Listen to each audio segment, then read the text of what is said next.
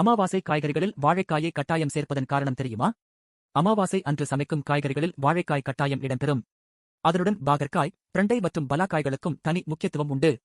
அமாவாசை விரத சமையல் மற்றும் அமாவாசை தர்ப்பணம் கொடுக்கும்போது அந்தணருக்கு கொடுக்கும் பொருட்களில் வாழைக்காய் கண்டிப்பாக இருக்க வேண்டும் என்பது ஐதீகம். வாழையடி வாழையாக நமது குலம் வளர வேண்டும் என்பதற்காக வாழைக்காய் இதில் பயன்படுத்தப்படுகிறது. அதேபோல அமாவாசை நாளில் பாகற்காய், பிரண்டை, பலாக்காய் போன்றவற்றையும் கண்டிப்பாக சேர்த்து சமைக்க வேண்டும். ராஜவம்சத்தைச் சேர்ந்து விசுவாமித்திரர் புகழ்பெற்ற ராஜரிஷி ஆவார். இவரது கடுமையான தவப்பயனால் இவர் பிரம்ம ரிஷியாக உயர்ந்தார். மேலும் இவர் வசிஷ்டர் வாயால் பிரம்ம ரிஷி எனும் பட்டத்தையும் பெற்றார். ஆனால் இப்படி பட்டத்தை இவர் பெறுவதற்கு முன்பு இவருக்கும் வசிஷ்டருக்கும் மோதல் இருந்தது. ஒரு சமயம் வசிஷ்ட முனிவர் விசுவாமித்திரை சந்தித்து தனது வீட்டில் சிராத்தம் செய்ய உள்ளதால் தாங்கள் தங்கள் வீட்டிற்கு உணவு அருந்த வேண்டும் என அழைப்பு விடுத்தார். வசிஷ்டர், விசுவாமித்திரர் இருவருமே பயங்கர கோபக்கார முனிவர்கள். வசிஷ்டரின் இந்த அழைப்பை ஏற்ற விசுவாமித்திரர் தனக்கு 1008 காய்கறிகளைக் கொண்டு உணவு சமைக்க வேண்டும் என கூறினார். இதைக் கேட்டு வசிஷ்டர் திகைத்துப் போனார். 1008 காய்கறிகளா? அத்தனை வகை காய்கறிகளையும் எப்படி தேடிப்பிடிப்பது, எப்படி சமைப்பது என குழப்பம் அடைந்தார்.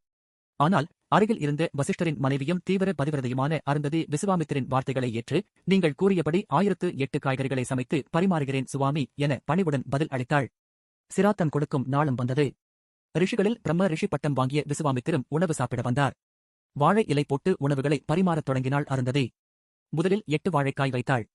பிறகு பாகற்காய், பிரண்டை, பலாக்காய் என பரிமாறி முடித்துவிட்டு 1008 காய்கறிகள் பரிமாறியாகிவிட்டது சுவாமி என பணிவுடன் விசுவாமித்திரிடம் கூறினாள். இதைக் கேட்டு ஆத்திரமடைந்த விசுவாமித்திரர், என்ன இது, நான் 1008 காய்கறிகள் சமைத்து பரிமாறச் சொல்லி கேட்டால் நீ 4 காய்களை மட்டும் பரிமாறிவிட்டு 1008 காய்கறிகள் பரிமாறியாகிவிட்டது எனச் சொல்லி என்னை அவமானப்படுத்துகிறாய் என கோபமடைந்தார்.